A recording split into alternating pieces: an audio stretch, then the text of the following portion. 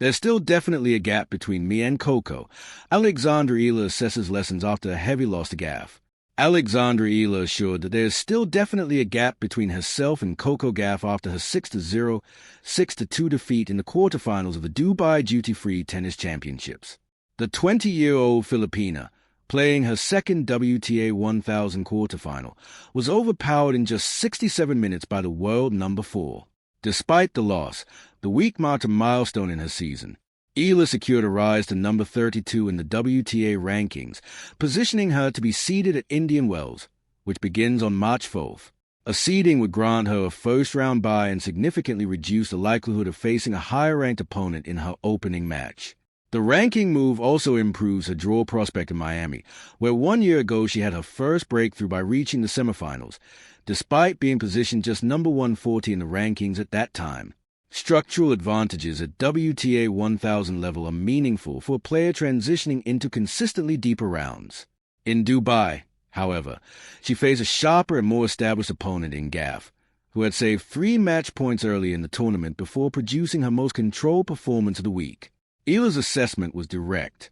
She began by addressing her immediate state after the defeat, saying, "I'm feeling okay.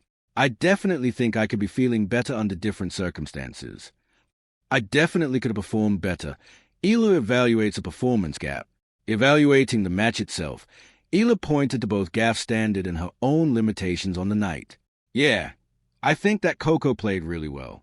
I don't think that was my best performance ever, coming to the 20-year-old player. But I'm happy that I was able to bring out a certain level during the last few games," she said, noting that she was able to compete more effectively late in the match. She expanded on the broader competitive difference between herself and the sports elite. "I think at the end of the day, yeah, I definitely could have performed better. But yeah, all things aside, at the end of the day, I think there's still definitely a gap in terms of level between me and Coco and, other players of her caliber." Rather than framing that gap as discouraging, she positioned it as a measurable objective. "So, yeah, I think she did great, and my job is to try and close that gap, and I think I'm doing that quite well. So I'll keep working on it, and hopefully next time we'll be a bit tighter. So hopefully after this week I grow more as a player, learning from new stages." Beyond the technical aspects of the match, Eala highlighted the contextual demands of competing at this level, particularly under night session conditions in Dubai. "Yeah, I think it was a completely different set of challenges here," she said, referencing the environment and tournament scale. She also compared the experience with previous high-level events.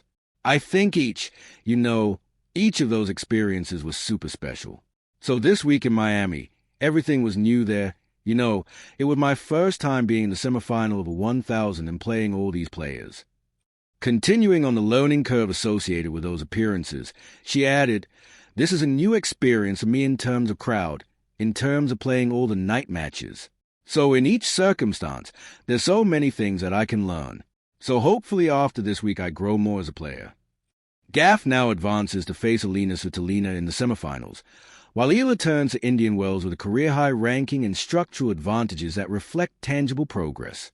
The Filipina will have a couple of important challenges ahead with a significant amount of points to defend, although her campaign this week in Dubai already allows her to cushion a large portion of the Miami points she must defend in a month's time.